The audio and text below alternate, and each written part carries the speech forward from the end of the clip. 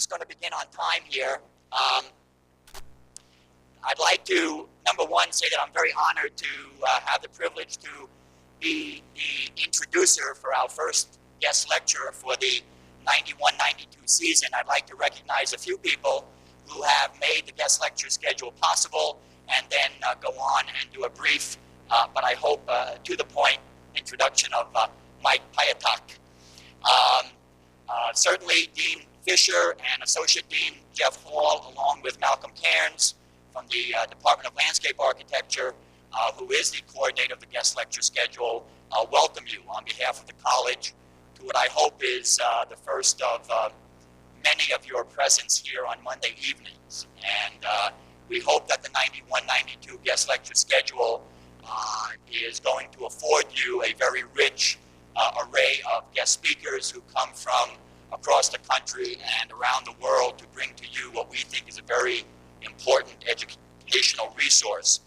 This evening, it's my pleasure to introduce a very old friend, somebody who I had the privilege of going through undergraduate school with.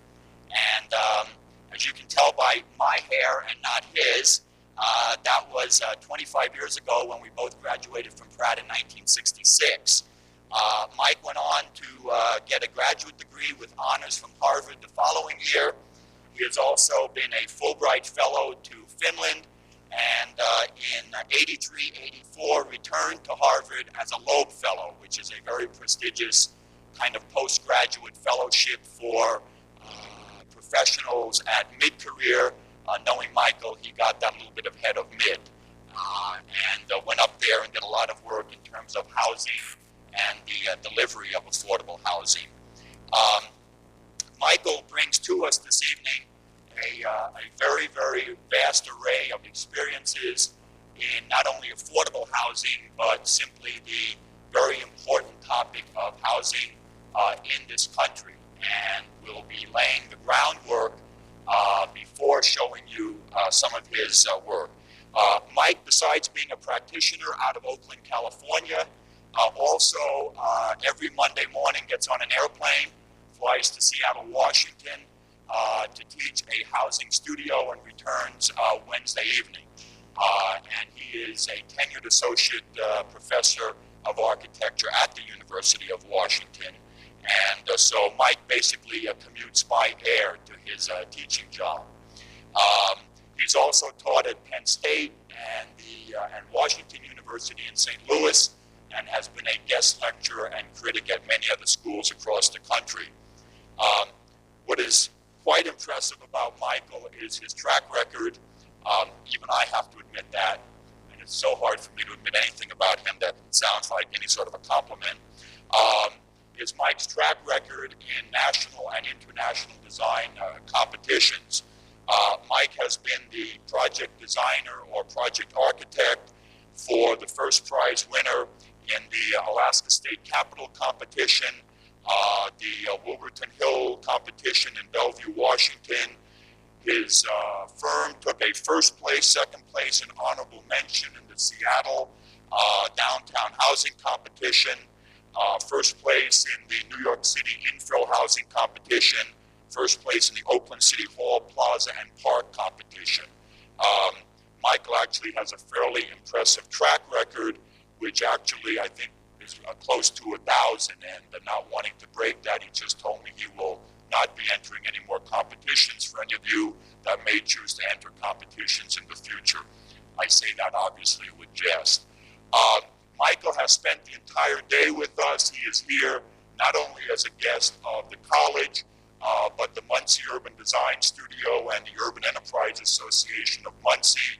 He has been meeting with various sectors of the housing community, so to speak, in Muncie, and sharing his very, very vast expertise and background in the area of affordable housing, and very importantly, the work that he has been doing with not-for-profit housing corporations on the West Coast. So without any further ado, it's an absolute pleasure for me to present a Brooklyn native and a friend, Michael Pyatok.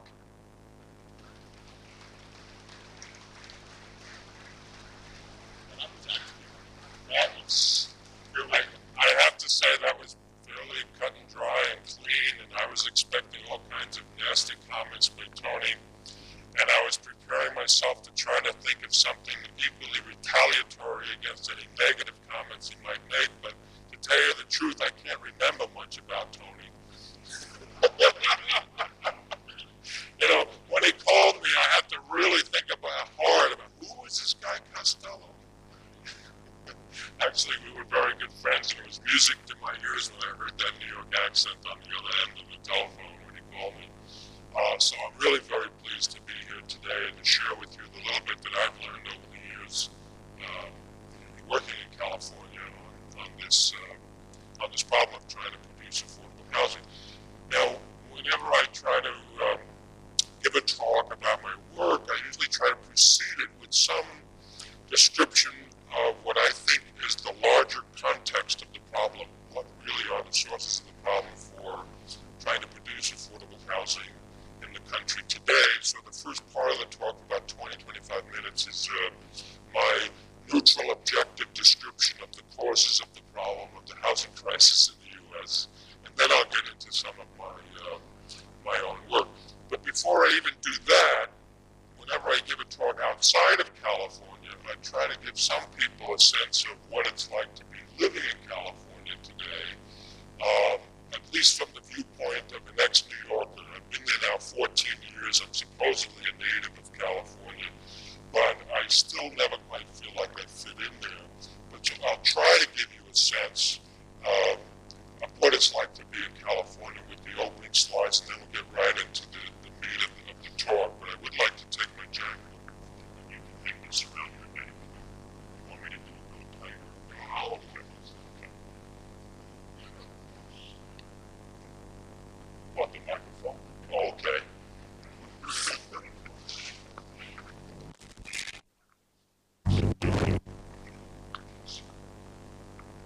Not too tight.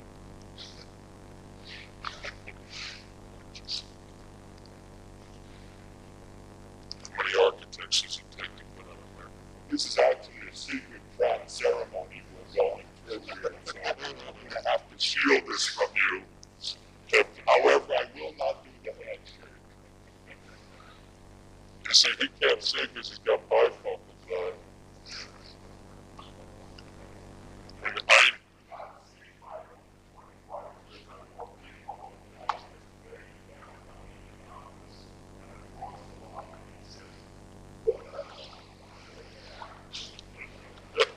all right, sit down.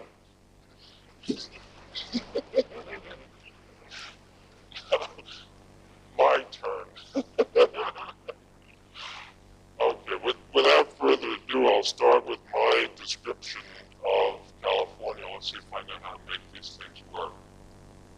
That's the right side. What did I do? No, I gotta go back on that one. Uh-oh.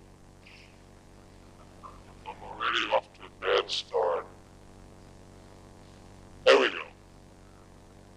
Now I need to look at the slides while I give the talk because those are my notes.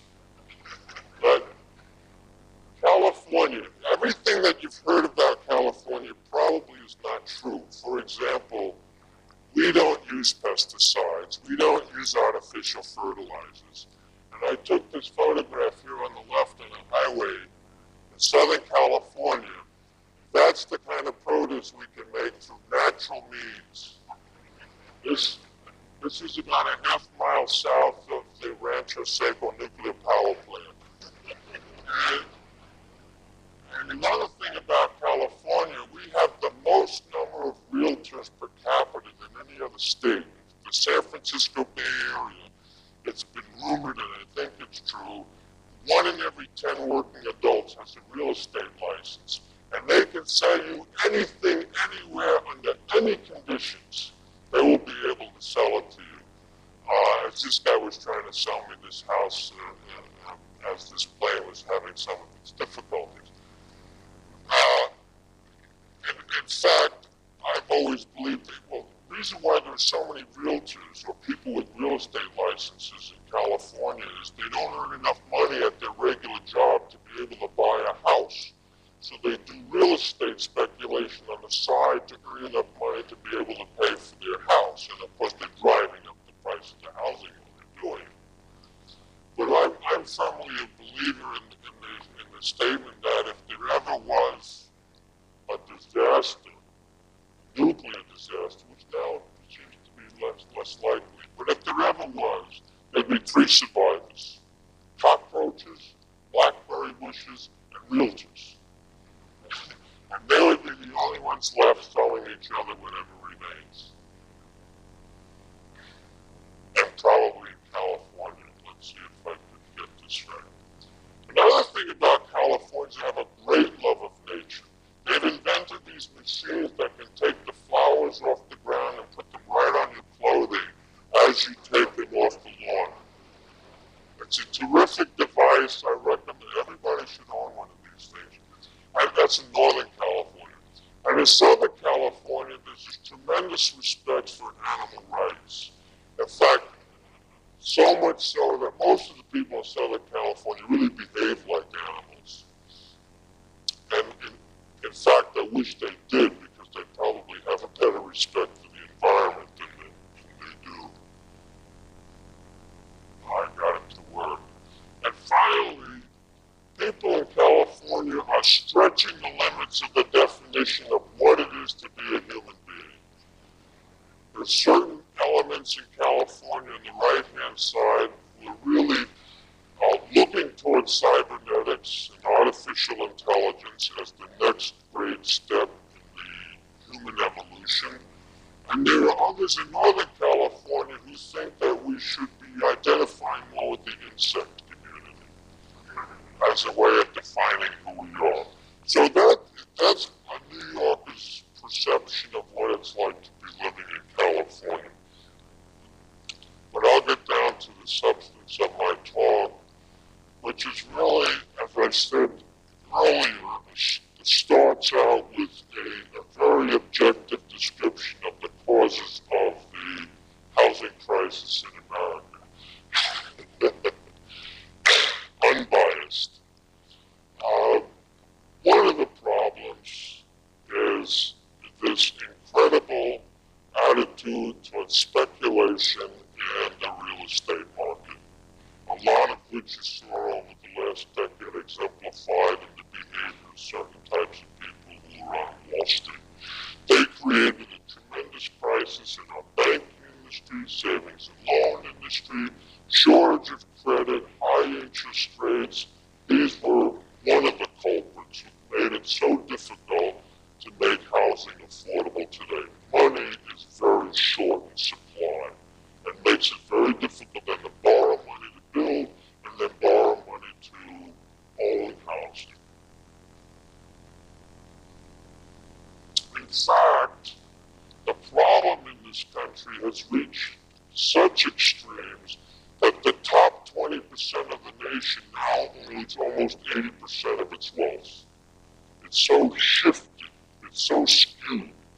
The bottom 20% not only owns nothing, they're deep in debt. And the next groups of 20% own 3% or 5%, so 60% of the nation, which is most of us in this room tonight, own only 8% of its wealth. And by that I mean ownership of real estate, stocks and bonds, the quote-unquote means of production, cash, whatever. It's all in the hands, really all of it now is in the hands of the top 20%. They are controlling our economy in spite of the politics, in spite of the fact that you're supposedly in a democracy. You go out and vote every 4 years. It really is a superficial overlay to the real source of power, which is the concentration of economic wealth.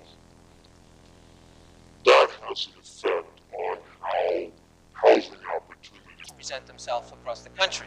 And if we look from 77 to 88, the bottom 80% of the nation, these are in 10 percentile groups as you work your way up, the bottom 80% of the country all experienced drops in their buying power. Only the top 20%, and in fact, really only the top 10%, experienced actual growth in their buying power.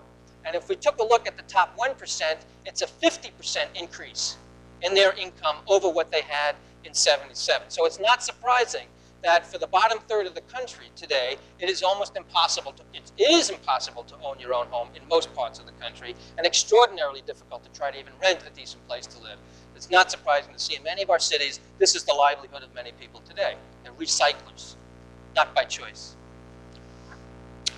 During that same time that there was this skew, it's the last 10 years, during the Reagan-Bush, let's be frank about our language here, during those years and those policies, while there was that shift of wealth to the top 20%, there was also a change in taxation policy, so that the bottom 40% of the nation more or less experienced an actual increase in taxes while their actual buying power was decreasing, while those who are in the top half of the nation were experiencing a decrease in the rate at which they were paying taxes while their income was increasing. And once again, the top 1% experienced, at least by this account, which was the Congressional Budget Office, almost an 8% decrease in the amount of taxes that they were being that they had to pay.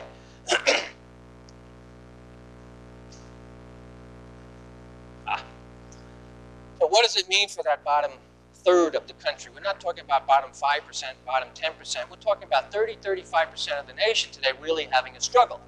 If we just look at those who are below the poverty line, and that's in 85 when it was 6 million, it's up to about 7 or 8 million now, and that poverty line is established by the government. And so it's somewhat tainted, because there's another about 5 or 6 million households who just hover above it. That line is cut in a way to make it look like there are fewer poor than there really are. You're talking really about more like 13 or 14 million households multiplied by about 3, and you get the numbers of people who are in these situations where almost half of them are paying 70% of their income to keep a roof over their head. Another quarter of them are paying about 50 to 70% of their income, and so on down the line. Only about 20% are paying less than 30%, which is the cutoff point that the government says you should be paying for your housing. You should not be paying more than 30% of your housing. If you really look at government data, they list what you should be paying as a minimum for your health, education, transportation, other basic needs, food, for existence. If you took those levels into account, then most people in this category shouldn't be spending more than 10% of their income on housing. Because if they did spend the recommended minimums by the government on all those other needs, they would only have 10% of their income left for housing. Yet the great majority of them are spending more than 30% of their income on housing. It's tremendous, tremendous tragedy. I saw an interview just 2 days ago while I was here in Indianapolis. I was watching some late night TV, which I indulge in every so often when I'm on the road. And I was watching CNN, interview with 2 young Soviet journalists who were just thrilled. They spent 2 months traveling around the US, taking all the copious notes. They had the freedom now to do it and to report whatever they wanted back in Pravda about the USA. And of course, they were thrilled with having traveled, and a wonderful experience for them. They're probably in their late 20s. And one of them said, though, at the end, he said, no, there are a couple of things we can't understand the apathy in this country. We cannot understand why only 50% of your people vote. And we can't understand all these people on the streets who have no homes. We can't understand that in this incredibly wealthy country that you have this kind of poverty. And the reporter could only shrug her shoulders because it would take hours to try to explain what has caused that problem. Another way of slicing the pie to see what percentage of your income is spent on housing. As you go up the income ladder, you find that you're spending fewer. You're beginning to approach the 10% point at precisely the levels of income where they could be affording 70% of their income for housing, and with the 30% left, if you're at the top of the ladder, you'd still have more than enough to pay for all those other needs in life and plenty of recreation to boot.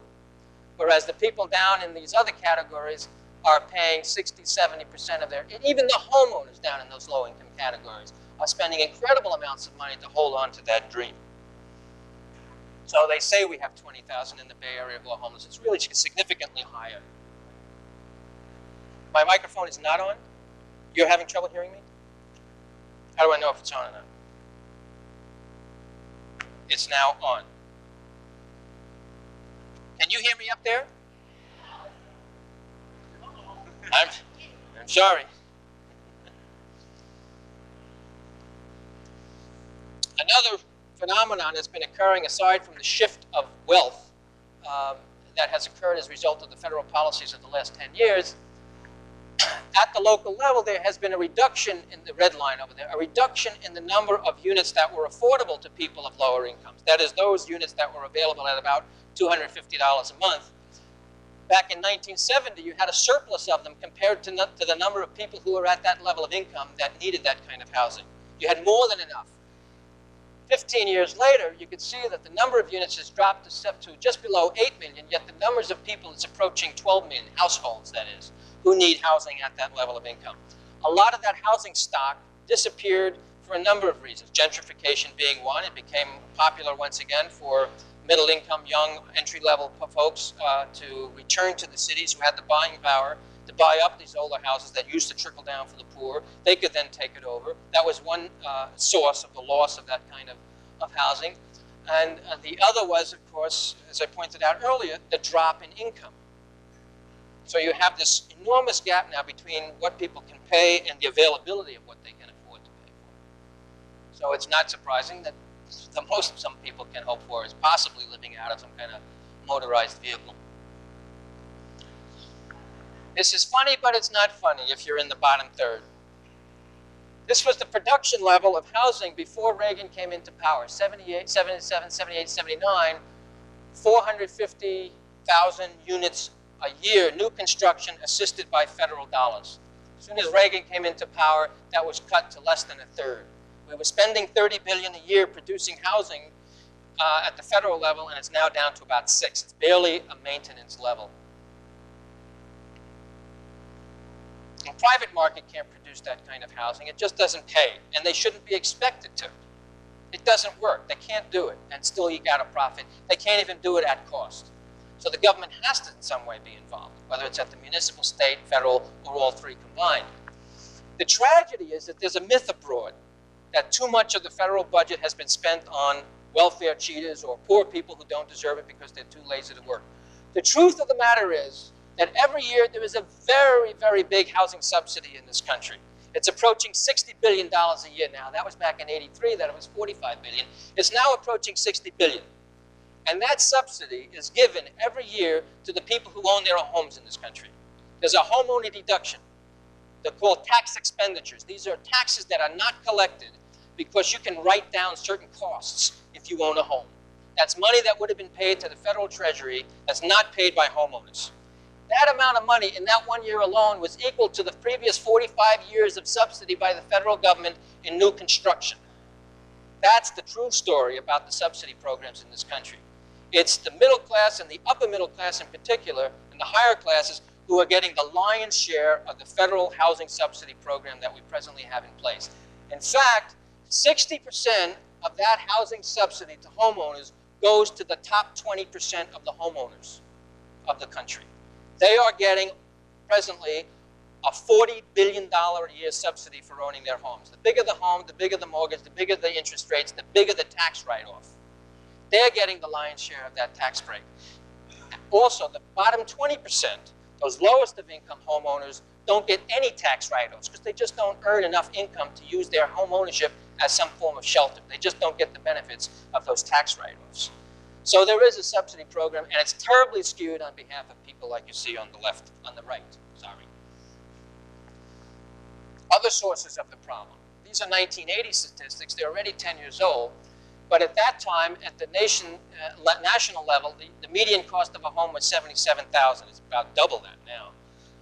And in Marin County, it was $168,000. That's a county just north of San Francisco. It's now about $300,000 is the median price of a home. If you look at the 5 or 6 major contributors to the cost of housing, another myth gets burst. You often hear that it's the cost of labor that's driving up the cost of housing. It's bull. It's 16% of the cost of a house is the cost of the labor that produces that house. It's the speculation in land and real estate on the so-called free market that is driving up the cost of housing. It's the cost of interest. It's the cost of the money that you have to borrow. That's now 2.5 times what it was back in the early 1950s. And profit margins have actually not gone up that much, but from 15 to 18% on those who develop real estate, that represents about a 30% increase in your profit margin. That which has reduced is cost of materials, and significantly reduction. Half of what it used to cost is the price of labor. So it's not labor that's causing the problem. It's those who speculate in real estate and those who have driven up the cost of money. Those who have been screwing around on Wall Street, throwing away the nation's resources. through junk bonds and the buying and selling and merging of businesses producing no value to the country. Another source of the problem. You hear this number, billion. How big is a billion? Because you hear it so frequently. It's like $1 billion here and $1 billion here. A billion is a very, very big number. It takes 2 years for the Earth to rotate 1 billion miles around the sun. It's about 500 million miles, one rotation, 1 year's rotation. So it takes 2 years for the Earth to accumulate $1 billion on it, 1 billion miles on its odometer. 1 billion seconds have gone by since the birth of Christ. 2,000 years worth of seconds. That's a lot of time, right? 1 billion is a big number. Well, the Pentagon spent $1 billion today. They spent $1 billion yesterday, and they're going to spend $1 billion tomorrow. They spend $1 billion a day of the wealth that we produce through our labor. It's a very big number and a lot of waste of money. It's so big, let's talk about the number 2 trillion. That's really big. 2 trillion. There have been 2 trillion hours in 223 million years.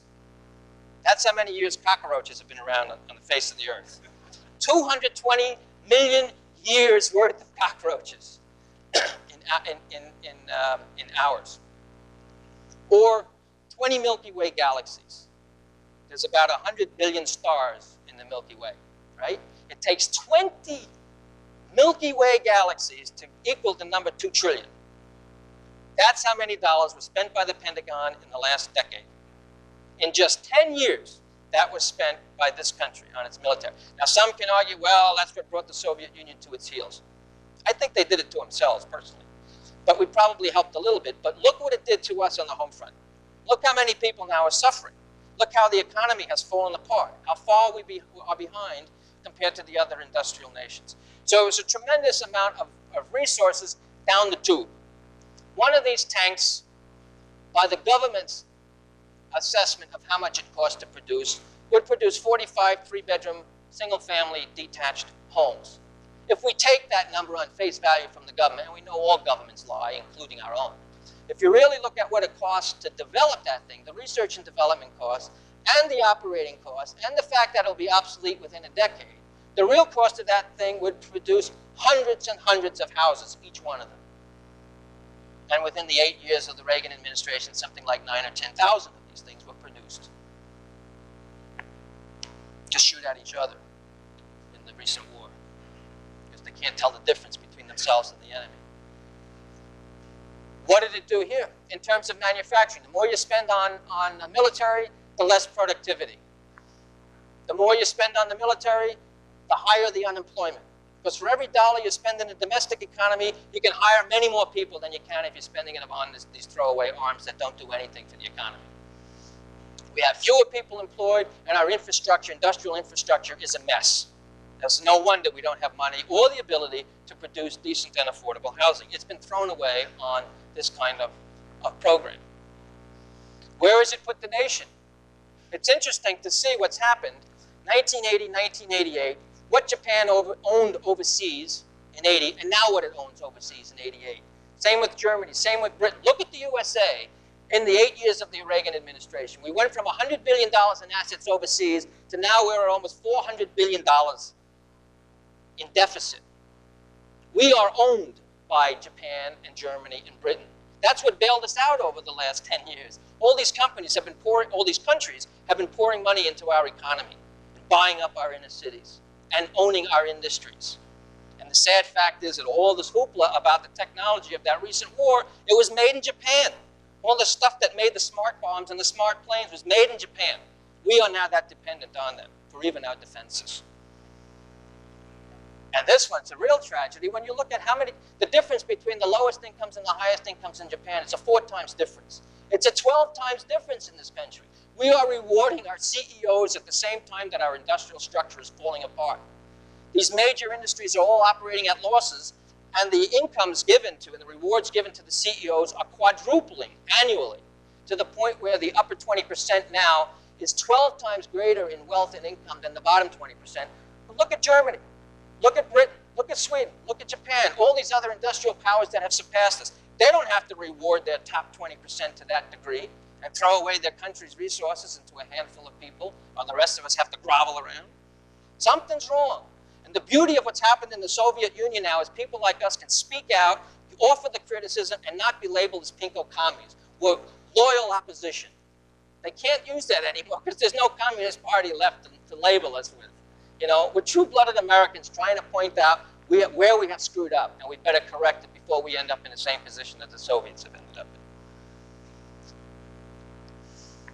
There have been other internal demographic differences that have changes that have contributed to the housing problem. Kids leave home earlier. They need housing independent of the family. Seniors live longer. They need housing independent of the nuclear family. Divorce rate is incredibly high. Every time a family breaks up, you need another house. You know, the family bifurcates, you need now 2 dwelling units. So there are lots of reasons why there's a gap between how much we're producing and what the growing need is. Our population may be only growing by a couple of percentage points, but the number of households is growing significantly at a greater rate. In Marin County, north of San Francisco, the actual population in the 80s, the growth in the 80s was only about 7%, but the growth in the households was about 30% due to all these other demographic changes that are occurring within the family structure. Okay. Families with children suffer the most. In the bottom 20%, they have lost 34% of their buying power in the last 10 years. Even the people in the top 20% who have kids have a little bit of an itch. You know, they have a 1.7% drop in their buying power. Those without children now take the lion's share of the nation's annual income, 68%, even though they are only now 47%. And those with children, the 53%, nearly a quarter of them are single-parent households, and they're only grabbing less than 5% of the overall nation's income, annual income.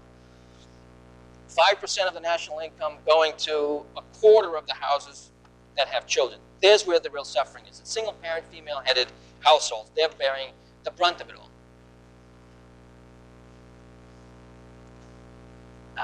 Another contributing factor is housing is treated as a commodity in this culture. It's treated like mink coats and diamond rings. Whoever can pay the highest price gets the most housing. And if you don't have the money, you don't get it, period. You just don't get to participate in the housing market. It's not a right, it's a privilege in this country. Having a roof over your head is not a right in spite of an act that was passed in 1949 that said every American has the right to a decent and affordable house. It's never happened. We've never put teeth into that law. We've never committed ourselves to that cause. Where are the architects during all of this problem? As it's been growing and growing and growing in the last decade or two. I took a sample from architectural magazines 5 years ago. I think it was 2 years worth of those 2 magazines, and counted up the number of pages that they spent on, that they used to talk about housing of any kind. About 85% of the articles about housing dealt with custom homes. About 15% dealt with other housing, meaning multifamily housing. And of that, a very, very tiny slice dealt with housing for that bottom third of the country. The reality is less than 5% of the nation can afford to hire architects and produce their own customized houses. We have blinders on. Our profession is terribly, terribly skewed away from understanding, looking at, and dealing with this incredible American crisis of not being able to produce housing for a good portion of its population.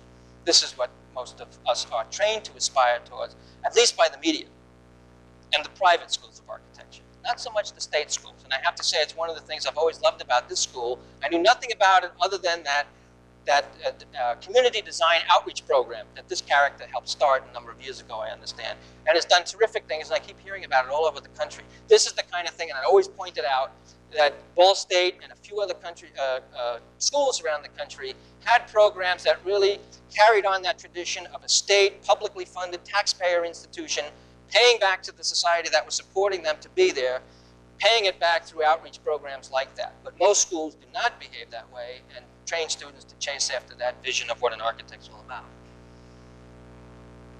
So, I'm a designer. I was trained as a designer. I went to Pratt with Tony and then to Harvard. And I was trained to be a form maker, and I love to design. I can't let a day go by without me working on the drawing board, doing something with my hands, drawing something creatively for how things could be. But I'm in this context, set by other forces in the society. I can't ignore them because I want to produce housing. I want to produce good housing. I want to produce it at affordable levels. So I can't help but recognize that if I'm going to work as an architect, trying to do this work, I have to deal with all these issues. So as I'm designing, I am in a sense affecting the context, which in turn is going to turn back on me and shape the conditions under which I design. They're mutually reciprocal. I cannot escape from the planning policy levels of concern as an architect. So as an architect, I've had to sort of turn myself around and start dealing with planning and policy issues as crudely as I can, not having been trained to do so. I naturally had to get involved in it. Or another way of saying it is someone who's at the level of making cultural artifacts or buildings, there's an opportunity from the drawing board level to do it in a way that can influence how they get produced. And how things get organized to produce it can then affect the institutions around the whole production that sort of envelop the production process of housing. And as those institutions get changed, they can change the fundamental way by which we perceive the individual's relationships to society, society's obligation to the individual. It's possible, being a meager little architect, to organize a practice in a way to turn about and have some effect on the way the society is structured to produce cultural artifacts, and it reverses itself at the same time. As ways of thinking change, they change the institutions, they change the way things are produced, and they change the kind of artifacts that then come out of that whole process. We're not tails simply wagged by the dog. We can do something about it. We don't have to claim that, well, I'm just an architect. At least that's what I like to believe at times. It's not easy. And what I decided years ago, in order to carry on a practice like this, was I basically recognized I obviously can't serve the top third. They have no interest in changing things as they are because they got it made. It's set up to help them. The laws are set up to help the rich, period. So my constituency or my client base probably has to be the bottom third, from whence I came anyway. I don't have the social poise to even move up into the ranks of the top third to woo those clients. I can't sit at the same dinner table with them for more than 5 minutes. But I know how to work with the people from whence I came in places like Brooklyn. So I looked around as I moved from place to place around the country for the Brooklyns of the country. And right now I live in Oakland, California, which is a kind of Brooklyn of the Bay Area. It's in the shadow of San Francisco. It's the working class backbone of the region. And terrific, real people are there. So I sunk my roots there and sunk my teeth into the problems and got involved in a number of community-based organizations who were struggling to improve themselves to get their share of the big American apple pie. Much of the work I have to do then involves that kind of citizen participation espoused by certain portions of your department that deal with that kind of community outreach program. This is what I've been trying to do since the late 60s, and I haven't stopped yet. These are some of the projects that I got involved with in Oakland here, in the West Oakland. It involves developing quote-unquote participatory design methods, so you really get direct involvement of those who are going to be affected by the design. It involves a lot more skill, I find, on the part of the architect because I have to show maybe 20, 30, 40, 50 schemes, lots of options on how the future could be structured for whatever their problem might be, in order to give the full range, as full a range of choice as possible to instigate the discussions and debate about what could be, to give those people the full range of services they deserve in order to make intelligent, thoughtful decisions about how to affect the future of their neighborhood. You can't come in with just 1 or 2 or 3, which is what standard practice would do. So it means I have to have these incredible graphic skills because I've got to draw 50 schemes an hour instead of 1 a day. One of the first things that I got involved with in Oakland was the creation of a nonprofit development corporation called Oakland Community Housing, Inc. in 1979. I'm going to talk a lot about nonprofit development corporations because I believe that is a very powerful avenue down which we can go to solving this problem of shortage of housing. The private for-profit developer can't do it. As I said earlier, it doesn't pay. You can't even do it at cost. You can't do it unless you're assisted in some way by some infusion of capital from various levels of government. Nonprofit development corporations are not government agencies. They behave in the same entrepreneurial way as a for-profit developer. In fact, they're even more clever about it because they're working within even tighter resources. But they have boards of directors that are composed of local citizens of the community whose reputations are online. So they're really concerned about the quality of the product that gets produced. So I find them as an excellent channel for producing good quality, affordable housing. They are my patrons, and they truly are patrons. They want to see good quality housing. As I said, their reputations are online. They want to win awards, and they want to see that people really enjoying the housing. So one of the first projects I got to do, a very low budget project by Bay Area standards, like about $40 a square foot in the early 80s. That was very low cost construction. Working with the community, we developed these C-shaped courts that each have about 6 families living in them, each with their own house. So it became a kind of larger house of 6 single-parent, female-headed households with their kids, with one entrance into the courtyard for security reasons. There's only one way in and out of this place, so you have to run the gauntlet if you've gotten in there and did something you shouldn't be doing. And all the kitchens and master bedrooms then look in on these central courtyards. The intervening courtyards are the driveways that allow for the cars to come in, and that allows the people in one C-shaped court to interact with the others over the car culture. That's where you take care of your car. You pull it out, you wash it, you talk over your automobile. So there's interchange that occurs around that. And then the whole thing is structured around an inner sanctum, a core of open space that everybody in the housing, but no one from the outside, can use. And part of it is occupied by a building that has a shared living room, dining room, and a shared kitchen for important festivals, rituals, parties, and other programs that the people might generate amongst themselves. Something we also, here's an entrance to one of these courtyards. California has a tradition. This was taken about a month after occupancy, and these trees now have grown to be these big canopies or ceilings over the space, and the vines have grown up, covering the walls of the garage. Off to our left and right, and in front of us are the windows from the kitchens, and up above are the balconies from the master bedrooms, all of which are supervising these interior courtyards. There's the inner sanctum. Here's it from the backside. We try to give every house an outdoor room. That's what you see behind these fences. They're like corrals, large enough to actually function as another room. These units are small because the budgets are tight, but the climate is fairly benign, and you can live outdoors most of the year. So if you shape an outdoor room and give enough of a sense of a ceiling above it, people begin to decorate it and enhance it and treat it like an extension of the indoors. These were the 2-bedroom units that were stacked. These trees that you see now protected by these bollards are huge, and they create a kind of double-sided arcade as you walk along that tight sidewalk. To do this project, we had to sue the city for a number of things.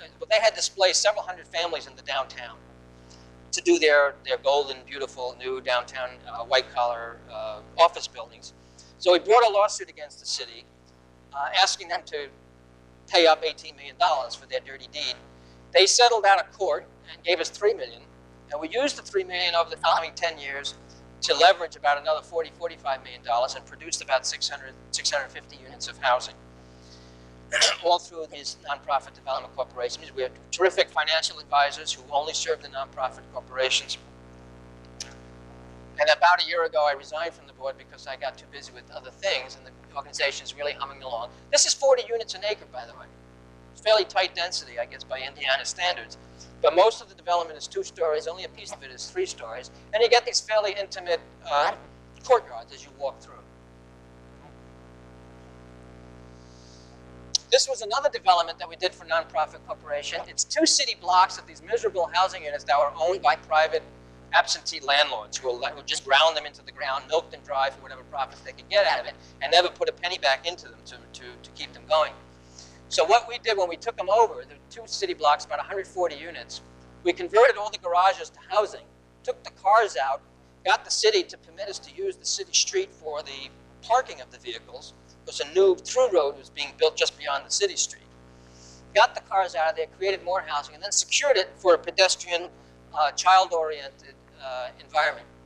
About 12 families per courtyard. So once again, trying to create these larger families out of the smaller core of families, many of whom are only single-parent households. So they need that kind of additional mutual support from their neighbors. And the sense of security has gotten so great that even some fairly valuable possessions to people who are at 50% median income, to put a Texas-style barbecue out there or this kind of furniture out in a semi-public domain used by 10 or so other families, it's a pretty significant statement about the degree of security that was achieved.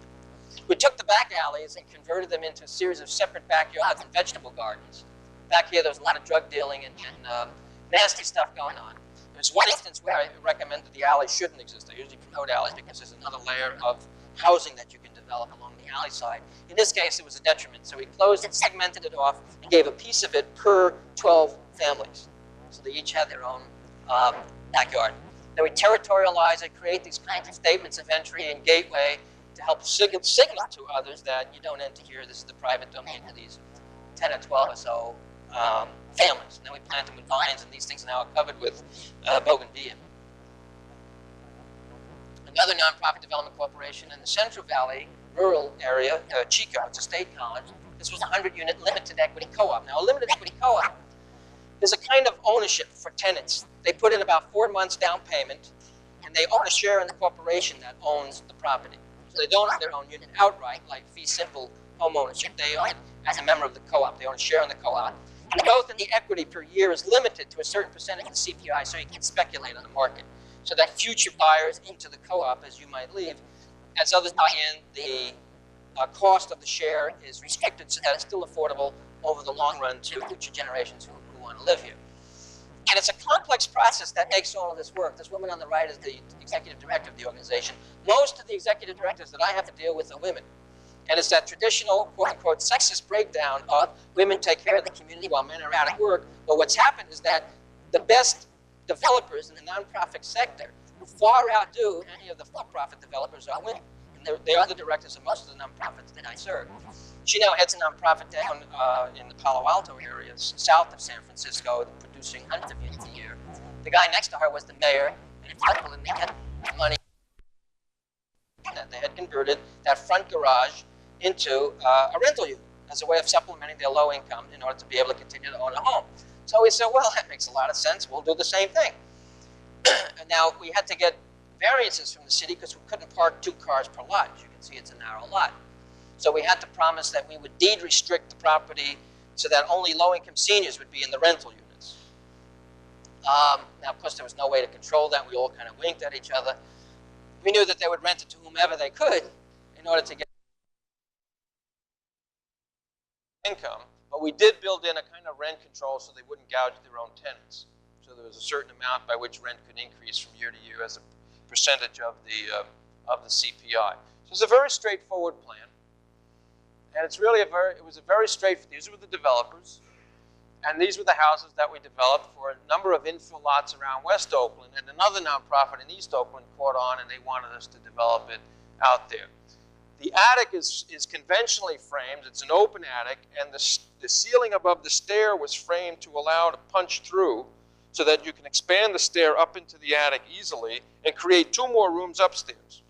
Because if you remember the plan, you could expand the studio rental unit backwards to the lower back half of the unit and create a 2-bedroom apartment for rental purposes on the ground floor. And you and your family could expand upward into the attic, and you'd regain that space that you're now renting out. So you can go from a $250 rental unit, which was a kind of low-priced studio unit in the Bay Area, up to about a $450 2-bedroom unit. Greatly expand your income, more than pay for the little bit of work that it would take to expand up into that attic. We had a local high school construction class build all the front fencing and trellis work and stairs and stoop and that sort of thing. They prefabbed it in the shop. We brought it out and assembled it on the job site. It was a job training program for the high school kids. It was a contract. They were a subcontractor, $15,000 subcontract for at least 5 of the houses. So it's a poor man's Victorian. You know, these Victorian houses are in the area, but we got the basic ingredients in there. We couldn't paint the fences in this case. We just didn't have the money to do it. Regrettably, I think that would have really greatly enhanced the image and character, because you could see, at least in that left one, how that kind of detail work was painted white to spruce it up. But we did do it out in East Oakland. We did a number of infill houses out there. You can see the rental unit on the ground floor has its own front patio and its own fence and entry gate, and then the front yard with the lower fence belongs to the family above for their use. We've even experimented with some manufactured housing with nonprofits as a way of infilling and getting affordable housing. We brought the boxes in, and then all we had to do is develop the entourage that links the house with the street. The kind of fencing and gateway and porches and the ascent and the little sort of craftsman style, poor man's craftsman style front porch and carport area. And the whole package was selling for $64,000 at a time when The median price in the region was $160,000. We've converted some buildings. This was an old funeral home for Catholic Charities. There was a terrific nonprofit development corporation in San Francisco. We completely gutted it and transformed the inside and turned it into a residential hotel for the homeless with AIDS. Now we took the chapel, 2/3 of it we filled with more units because we wanted to get it up to 34 units. It took 1/3 of the chapel and completely redid it. None of the stuff that you see in the community room was there.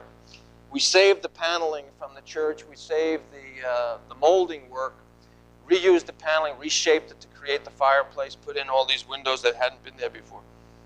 It was quite an effort, done in 8 months' time. From the time they came into the office to the time it was occupied, it took only 8 months because we had both the Archbishop and the mayor on our side, and it took only 5 hours to process the drawings.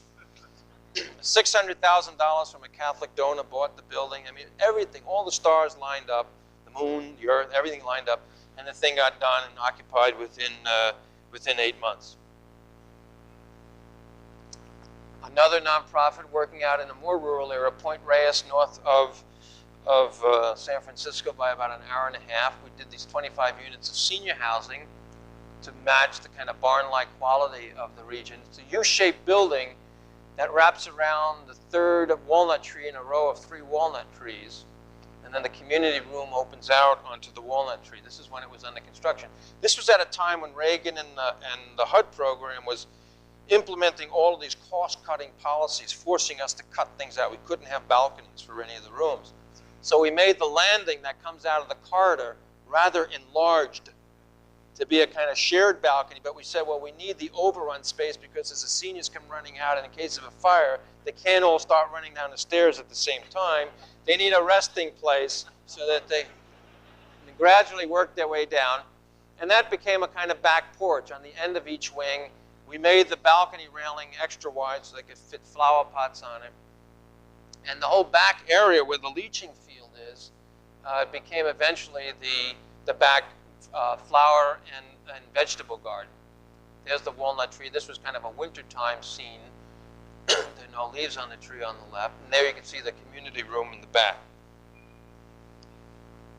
We're standing in the lobby looking back through the community room to the walnut trees in the back. We're on the 2nd floor looking down into the community room on the right. Very tight budget, but we try to give these things a sense of dignity and hominess, because these are folks who've probably been living in their own little bungalow homes in rural Marin County, and this is their first experience with a double-loaded corridor, elevator-served building. We started out doing the project as a series of separate bungalows, attached bungalows, but everybody had their own bungalow with a front and backyard. But the Public Works Department, the County Public Works Department, said we needed 25,000 square feet of leaching field. And we tried to argue that, well, there's only 1 person per unit. It's not like a family per unit. We shouldn't be held to family standards for wastewater. But they don't think that way. They think according to units. And they required us to have a leaching field equivalent to what 25 4-bedroom houses would require. So we had much more leaching field. So it forced us to condense the plan into a 2-story, as I showed you, U-shaped building. But the leaching field, fortunately, then became a communal garden. So it had its benefits. Another development for folks who are mentally disabled in some way. They have emotional problems. They come out of poverty backgrounds and they're emotionally unstable, various developmental disabilities. But they're able enough to live sort of on their own. They live in this kind of commune with 2 per unit with their own shared building at the corner here, which in this case, an industrial area, was developed to have a little storefront so that they can make sandwiches and juices and sell it over the counter to the locals.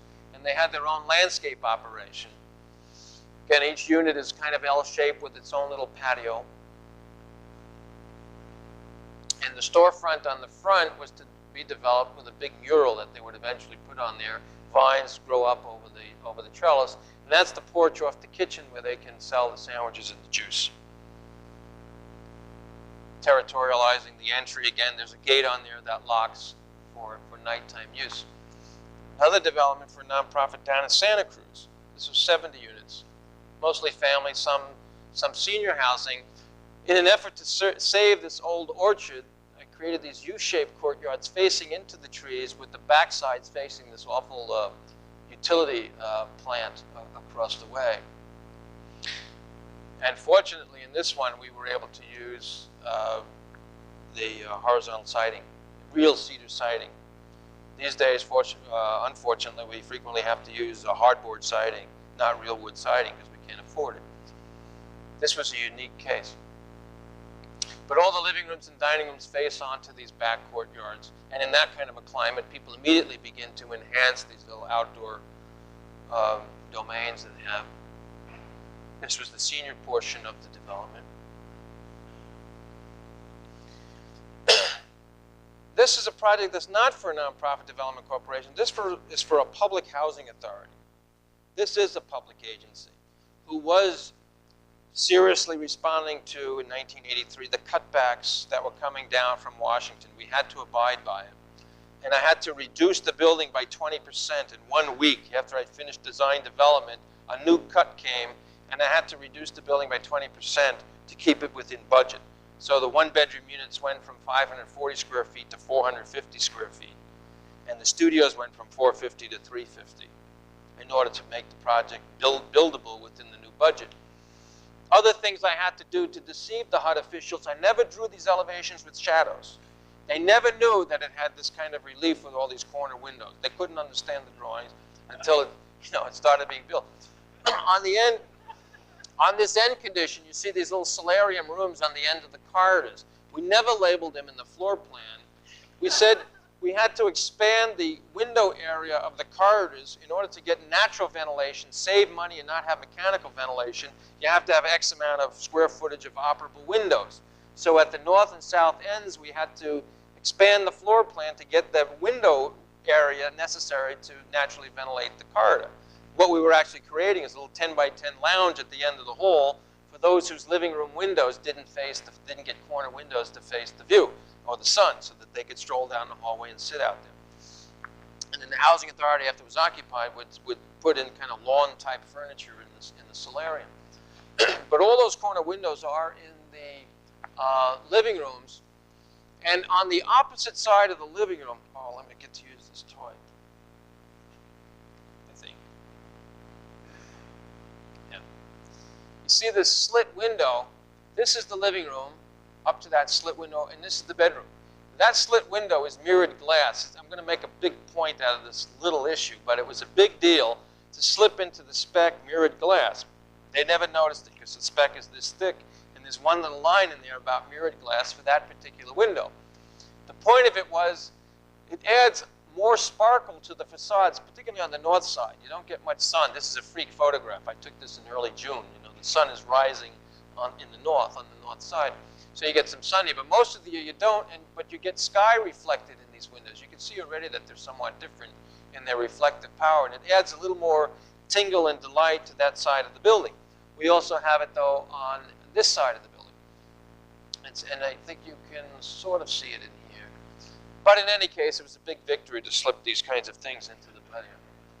Things that we couldn't slip in that got cut out, we had a roof deck on top of the building here. That's the laundry room. We made it into this big lounge that faces the Golden Gate Bridge in San Francisco. Gets sun all day long. It's a great hangout space. And that was to be a roof deck with a windscreen and trellis. And they saw that one. That was hard to hide. And they cut it out. And down here we had redwood columns coming up out of these blocks supporting a trellis work up above here to act as a barrier between, or a screen between the courtyard and the parking lot. And then vines were to grow up the lattice work and over the trellis and all that. That they caught. This we could justify, because all of that's holding up a piece of glass that protects the seniors as they fumble for the keys at the front door. And so we had to keep them out of the rain. And you needed all of this to support that piece of glass. And over here, these things hold up the light fixtures that light the entry. And actually, there was to be a big head of hair, all kinds of redwood, layers of redwood, traditional West Coast vocabulary. That they cut out. Another nonprofit I've been working with for the past year and a half, it's actually a coalition between the Oakland Union for the Homeless, the Downtown Unitarian Church, which is here, and Oakland Community Housing, the nonprofit that I helped form 10 years ago. But we have a site that's right in here, this missing tooth between this ugly building and this great old apartment building. We got that out of the city, again through a process of coercion, if you will. They had been, this was the new group that came on the scene 10 years after ours, bitching and moaning about the fact that so many people had been displaced in the downtown. So the Union for the Homeless would invade and squat in downtown buildings while we were quietly preparing a strategy for developing a new nonprofit. When they got the city to release the funds because they'd get so embarrassed by all this media attention being given to the homeless squatting in buildings, we figured we could extract some money out of the city and offer this plan to use that money, which we did. They gave us $800,000. We bought that lot. And construction starts about a week from now on 26 units of housing with the daycare center and an adult education program. That's this project here. Apartment building on the corner, more house-like elements as you get into the private streets, and the carriage house type units in the back. We did everything we could to keep the kids off the elevator, so we made this fire stair like a sugar cube. It's really a play stair. It has lots of windows and light. When you come down, it's a play stoop and slides, and there'll be a whole play sculpture at the end of it. If you could take this stair or elevator, you end up in front of the manager's office. So the idea was to keep the kids off of that elevator, because if they get on there, you know they'll screw it up. Because we hate doing these walk-up corridor-served buildings for children. We try to always give them townhouses. So we got 5 of the families in these configurations. The top floor is only singles, 1 bedrooms and studios. So the households, the families with kids are in the 2nd and 3rd floor here. Only 2 flights of stairs, worse condition. There's 6 places where we're introducing artwork in here. 1 in the ground at the front entrance. These vines, there's going to be trellis work along here, so we'll have these potato vines. It's a white flowering vine that will kind of grace the entrance. And then up on the 2nd level, as you walk in here, there'll be a big mural about the problems of the homeless in America. On the corner here, on the tops of these things, we the architects are designing these big birdhouses, like gargoyles, as symbols of a resting place, that this whole development is a kind of resting place for people and all creatures in seeking refuge from in their moments of flight. And that's what they'll look like. They're about 3 feet high, 3 feet wide, and they'll be on tops of each of these piers, and they face the freeway. The freeway, depressed road, it's below grade, runs by the place, and you can look up at the building, and this will be a symbol. Another project in West Oakland. How am I doing time-wise? Yep. Another project for West Oakland of Nonprofit Development Corporation. This is the neighborhood, and we're introducing 22 units of housing to kind of fit that Victorian character with the tight budgets that we have. The reddish building on the left has the community hall on the ground floor and 2 two-bedroom townhouses above. Everybody gets their own house, 2-story house or 3-story house if you're a 3 or 4-bedroom unit. Open parking in the back, which is the least expensive solution. There's a version of it. There are 5 houses in a row, and then there are 22 altogether, each with their own front yard and their own backyard, trying to mimic the vocabulary. Another group we're working with out in East Oakland, we take them through these processes for determining how to design, in this case, senior housing, on a very interesting site that's narrow and deep. It's 100 feet wide and 300 feet deep, and all these private homeowners have their houses, their backyards, backing onto the property. So it's a very protective womb. It's the internal guts of the city block. And we have it then split into 2 12-unit buildings with central courtyards. And out in front, to match the neighborhood, we have these 1-story buildings for the manager's unit, which is here, and the community room, which is here. So that kind of disguises the bulk of the density, which is at the center, and then these houses match the surrounding 1-story units. Some of the elevation, some of the character, very simple backyard type buildings with this kind of tight courtyard running down the center that links the front court, which you park off of, but we're making this feel like a pedestrian court. And then down in the back, we have the fruit trees and the vegetable garden and the ritual barbecue. You get there by passing through a series of these outdoor rooms, 1, 2, 3, 4, before you finally get to the back portion. People on the ground floor here will have their own little backyards, and the people above them will have their own little private decks. We just started the construction documents on this. It'll probably go into construction early part of next year. 50 units, about an hour north of San Francisco, another nonprofit development corporation. This is about 30 units an acre. 2 cars per unit required by the city, even though we know they're only going to own cars at about the ratio of 1 per unit, if that. But we try to give everybody their own 2-story house. These are all 2-story houses with their own back deck and their own front deck. You can see it on the close-ups over there. An 80-unit project we're doing on a commercial street has commercial and housing above. There's some big missing teeth along the fabric of the street. And if that were, can we put this in focus? This is fresh off the drawing boards. We haven't even inked it in yet. This is an axon of the 90-unit development. We broke it into 3 courtyards so that the numbers of people per courtyard would only be approximately 35 or so. These 2 are on top of garages. This one's actually on grade. We have a daycare center. More and more of our housing is incorporating these kinds of services, both adult education and child care. The housing isn't enough to help pull people up by their bootstraps. It's in a Hispanic neighborhood that has a lot of that California Spanish-style architecture, so we're going to try to introduce some of the character. There's a 2-story market hall here. There are 2 nonprofits that are working together here. One is an Asian nonprofit, and the other is African-American, and they're working in an area that's Hispanic, Black, and Asian. So it's an interesting ethnic racial mix. And their desire is to create, that one needs focusing now. Their desire is to create a market hall here of little vendors. They rent about an 8x8 square of space to do their thing. That's along here. And then there's the central entrance into the court. These are entrances into that development, that into that one, and then this one enters into the back court. If we could slip on to the last one, I'll go through these really fast and wrap this thing up. But I'm trying to give you an overview of a range of project types that the nonprofit community gets involved in. All ages, all incomes, from 20% median income up to 80% median income. We try harder now to integrate also the age levels, age differences within the single development. Can I get this one to go?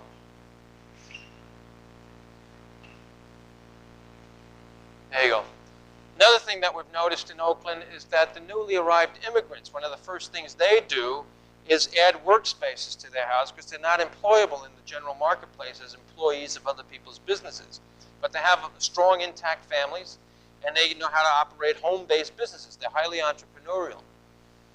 So we're developing, well, you look at the history of Pioneer history, we did the same thing. We had 2 rooms on the ground floor of a Pioneer's house. One was the main parlor, but one was the workroom, where you made stuff that you used to survive. So the historical precedent.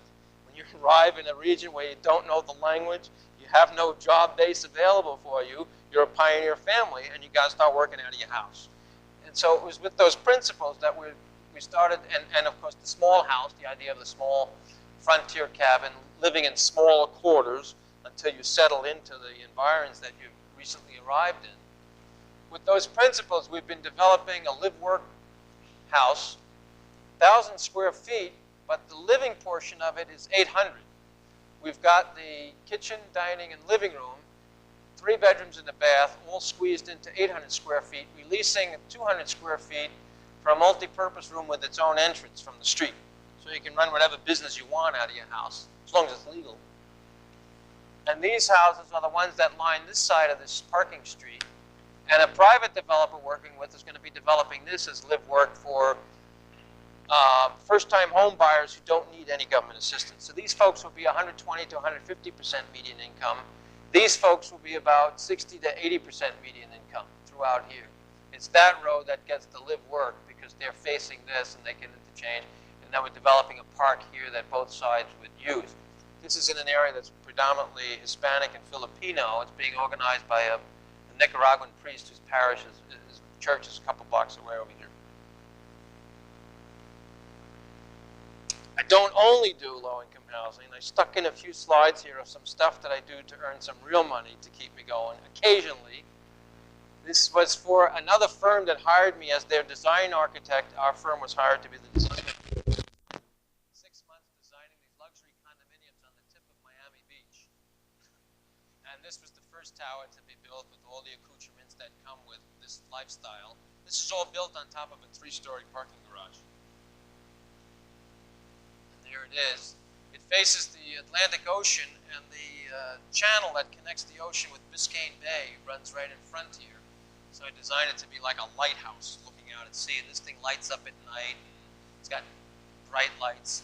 It's got sun and wind and waves and all the good stuff of beachside living. And this was the drive that swept up to it. This is on top of the 3-story parking garage. This was used in a 15-second piece of Miami Vice. It was the entrance to what was a bordello. And these prostitutes came out and got into this big fancy car and drove off. So my 15 seconds of fame, here it is. Next. And this is the health club that I was working on that would accompany all this stuff, you know, ballrooms for the adult, ballrooms for the teenagers, health facilities, swim-up bars. You swim up to here and sit on the stools while you're in the pool. I mean, you name it, it was in there. All the chefs in the kitchen feeding the restaurants and the bars and the party rooms and the banquet halls and the dance halls and the outdoor dance areas and blah, blah, blah. So I do that stuff too, occasionally. Some condominiums up on Lake Tahoe, $500,000 each. You know, there's big kinds of fanciful spaces. But that's what I'm not here to talk about today. Some of the competitions have spurred on lots of thoughts on our part about how to live in higher density conditions. This was the one that we won in New York City. We basically had to repeat this density under much more livable conditions. And decided we could fit that density and still make street wall buildings, but half the thickness, so that you can get through ventilation and more light into the units. And the interiors of the blocks were developed with these walk-up townhouses, 2 and 3 stories in height. Stores on the ground floor, 2-story townhouses for the larger families, and then only those who lived up above on the 3rd, 4th, or the 4th, 5th, and 6th floors would use the elevators. All the lower floors were walk-ups, basically, for the kids. The larger families were within the walk-up situation, so they never have to use the elevators. And the childless households would be on the 4th, 5th, and 6th floors. Up in these reaches, there wouldn't be any kids, because you don't want kids pissing in the elevators. That's what it basically comes down to. You can't expect a 5-year-old to hold it and get up to the 6th floor. But they might be able to hold it and run up the stoop and get into the house. Comes from New York living. Some more of these kinds of blocks where we got the density. In fact, we were using 2-story townhouses linked with an in-law unit. These were the better use of the backyards. How to put all this stuff to use that normally goes fallow, and yet keep it well secured. This is where the seniors hang out, and they have a straight shot view back to the outdoor porches connected to each of the elevators and the 2-story outdoor passages that lead to the street. There are locked gates on the street side, but the seniors who are here all day long hanging out can supervise everything that's going, who's coming and going from the buildings. That was the general principle. And these spaces then are designed really for the seniors and the tots, so that they're really the most vulnerable, and they're the ones who get to use these downstairs. I guess there's a problem with focusing on that one side. I still do all my own renderings, by the way. It's part of my therapy. Given all the other politics and crap that I have to go through, it's fun to go home, but to go back to the office at night and do my own drawings. These were the competitions we won in Seattle. How to get 120 units an acre in more livable conditions to reflect the new lifestyles of live, work, and artists, and living off the alley with carriage houses, and still get a decent amount of outdoor space for light and ventilation, matching the old industrial character of the area. Making use of the alleys, setting it up so people can have their garages, run a business out of their garage. This is when it was, I was doing that drawing when it was announced that Nancy was using an astrologer to help Ronnie run his regime. This was a 40-unit development on a third of an acre. Back carriage houses over live, work garages. These buildings were stepping with the hill slope here. Got artists live, work downstairs. Skip-stop elevators so that you could get through ventilation as often as possible. You have these live, work units. Once flight up, you came to Unit C. When you came to the top of the stairs, there were 3 ways of getting into the unit. You could walk into the bedroom, which you could set up as an office. And you can have a 2-room office suite, or a 1-room suite, and use the other one as a bedroom. Keep this door closed, and basically your kitchen, dining, and living is in the back half off of the courtyard. That's out this side. And the front half that faces the street, you could put out your shingle and hang up your sign, whatever you are, architect, lawyer, whoever, start a business in the downtown. Or you could just use them as bedrooms, or you could have 2 independent adults sharing the rent on the one apartment, each with their own suite, because they each got their own bathroom. And more of this. This is 80 units now, 84 units, I think, on 2/3 of an acre. Retail below. Breaking it down into clusters of about 20 households per entry. Again, trying to make high density more intimate. You only have to know 20 families instead of all 80. There's no reason why you have to make all 80 of them in one development coming in and out of one door. That's the sections for each one of these things is separate. But the elevators only stopped on the 3rd floor and at the garage level and at the deck level. So it doesn't stop here, and it doesn't have to go beyond here. Because at that point, you walk up a flight of stairs, and you're into the 1st level of your 2-story house. So only this floor has a corridor running through it. All the others then can get through ventilation and light from both sides, which is very important in a gray climate like Seattle. Toronto, same idea. High buildings on the boulevard, and then the building dribbles down and softens as it reaches back into the single-family district behind it. We're constantly facing this dilemma of introducing high density into lower density areas, and how do you do it so people enjoy it and don't feel like there's been an invasion from Mars? Some of the principles of letting in the light, getting the through ventilation, walking in from the main street. There's a locked gate here. You get these little interior court. The building is lower here to allow the sun to get into here. The building is lower here to allow the sun to get back into here. And the character building transforms. It goes through this metamorphosis from the residential single family up into the apartment typology. And again, the 2-story townhouses allow you to enter from here and allow us to have breaks in the building so you don't get a continuous block. Competition we won last year in Seattle with a private developer. This is starting construction now. The construction documents are finished. This is 30 units an acre. Now we made these 10-unit buildings look like these kind of mountain lodges or ski lodges or Northwest type lodges, so that the density would be more acceptable to people who are used to having only 6-8 units an acre to suddenly have 25 units an acre. We wanted to make them look like big country inns. There are about 10 units in that. That's the front side. Well, there is no, this is one side, the downhill side, and this is looking down on it as the uphill side, looking out to the view. It's built on a hillside. And underneath down in here is the garage, which daylights on the lower end, such as you see over here, is the garage. Some of the other housing units of that same competition were tuck under parking, all wood frame, walk-ups, no elevators.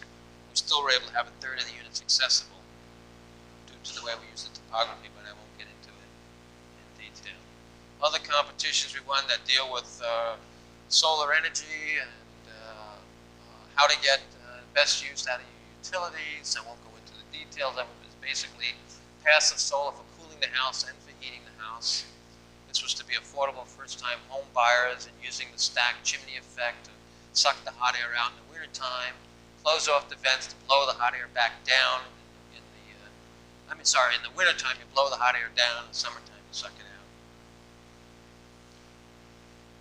We've done some non-residential work, the same kind of, we try to be populist in our orientation and humanist in our orientation for the kind of work that we do in housing. So when we get to work on civic center projects like this one, we bring the same attitude, a kind of anti-government attitude. We did not want to make pompous city halls, but we made it an extension of the park, big verandas covered with colorful vines, and you can walk along the verandas to enter into the various agencies as you sought which one you wanted to deal with that day. The Performing Arts Center, Library, Firehouse, Municipal Garage. We came in second place in this competition. The winner never got built. The Sierra Club sued it because they felt it didn't give enough park. We felt somewhat vindicated because we felt we really had done the park scheme. Another competition we won, some sketches that portray the story. The whole City Hall itself was made into this kind of Southern California flower. It was a quarter circle kind of opening out with these Art Deco kind of palms reaching out from behind the council chamber with lights, sunlight bouncing in off of these parabolic curves here, bouncing the light, and here we have these palm trees going in there. You know, very Southern California kind of place. I won't go into detail in the kind of space. Another civic center competition was the City Hall Plaza competition, Park and Plaza competition for Oakland. We were the only one to do a green scheme. To us, it's the most logical thing to do in the downtown. The last thing we need is another hard surface. So we made a big mattress and elevated it about 3 feet above grade so it would be a place of repose off the street level. Because there are a lot of residential hotels around here, and a lot of low-income people use this as their living room. So they needed a big sofa. So we gave them a big sofa and a place for demonstrations to occur in front of City Hall. We made this, well, we called it in the literature, in the language, we said it was an amphitheater for the performing arts and cultural activities. And we call this a hangout for the noontime workers, you know. But this is other agenda that we will do those things as well, but it's also doing these other things. You can circumambulate demonstrations around here, and these steps then become kind of the viewing stands. You see, you can hang out here and watch the crowd. We had to save the big Jack London oak tree. It's a 60-foot diameter tree. Here's the amphitheater, and we brought the main lobby level out, brought the grade down 6 feet so you can get that stage-like effect in front of City Hall. Other people did these hard surface Beaux-Arts schemes, and it's just phenomenal what architects will do when they're given an outdoor space.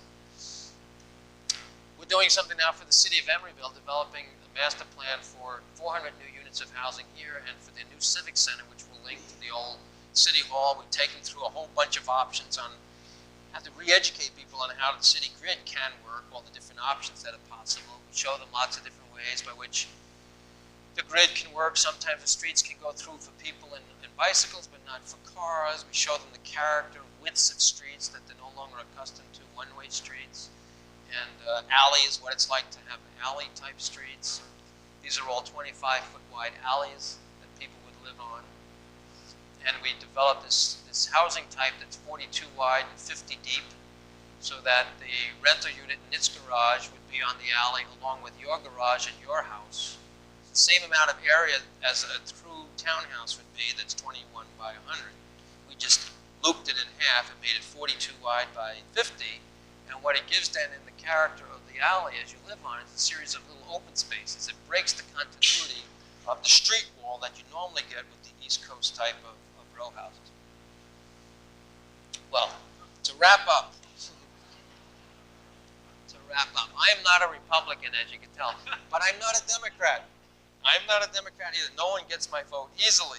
I'm an independent, but it has been the result of these last 10 years, and 2 more, and probably some more to come, at the federal level that has tightened up the flow of money, capital, into the production of housing. It's making it very, very difficult for these nonprofits to survive. They have to get their states to pass laws, which sometimes they're able to achieve. They have to get their cities to kick in. They have to go to private sources, sometimes donations from private banks, sometimes from wealthy families or corporations that are willing to kick in money. You really have to pick and piece it together. It's a very, very difficult task, but they're doing it in spite of the fact that the federal government's not assisting them. The tragedy is they're not doing it at a rate anywhere near what's required to address the magnitude of the problem, as I pointed out at the start of the talk. So what we have to do, those of us who are working in the nonprofit sector, we have to be constantly organizing at all levels. At the local level, whether it's to demonstrate against speculators or to demonstrate against City Hall, embarrass them into their obligations, or recognizing their obligations and not always catering to the downtown business community, and at the national level, constantly putting the pressure on. This was the '89 March on Washington. And Jesse Jackson was there, and you had to get the actors involved. There's John Voight and Linda Evans and Susan Day is in there, and what's her name, Valerie Harper, and some others. Whatever it takes, you have to put all of those efforts together to get the system to recognize its obligations, so that the next time we have Soviet journalists walking through there, they won't have to ask the question, the embarrassing questions, how can you possibly let this happen in your countries? All over the country, there are these working class communities that are struggling to survive. The constituency is out there in the tens of millions of people. There's no loss of clients. There's no desert of clients for architects to get involved in this. There's a shortage of capital, but there are plenty of people who are desperate for your services when you get out. And it really is a choice that everyone faces when you're in school, when you get out of school, as to whose side of history you're going to be on.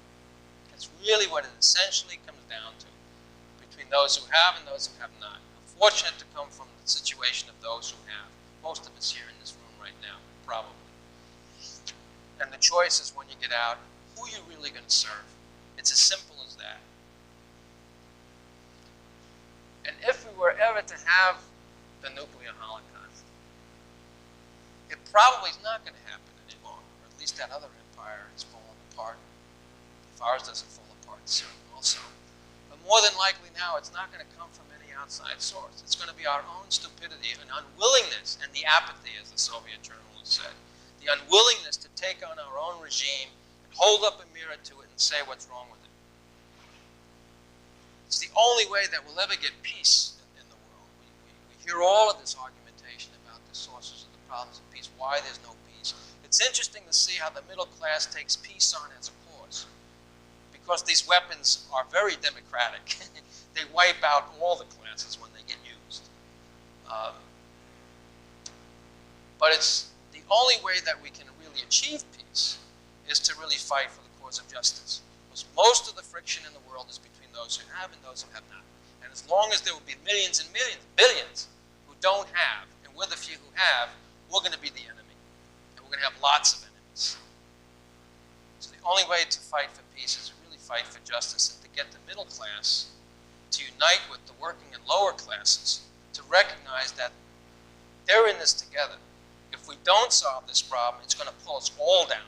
You can't escape it. No matter how rich you get, if the country falls apart, you go down with it. And right now, the country is falling apart.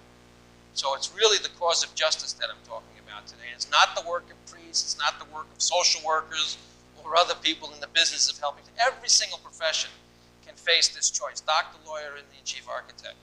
You're either fighting for justice or you're not. The ultimate goal, of course, hopefully, is to reverse the social hierarchy, to get rid of the pyramids of power, and allow the bottom of society to rise to the top. Thank you.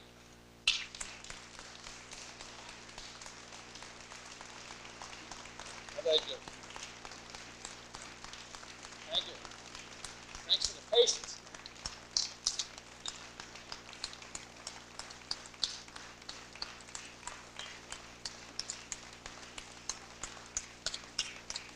Thank you for your patience. That was an hour and a half. Thanks. Since the hour is late, if anybody has any questions, I would rather you simply come up and ask Michael directly. On behalf of the College of Architecture and Planning, the guest lecture schedule, thank you very much. It's been just a wonderful way to start. Thank you very much. Thank you.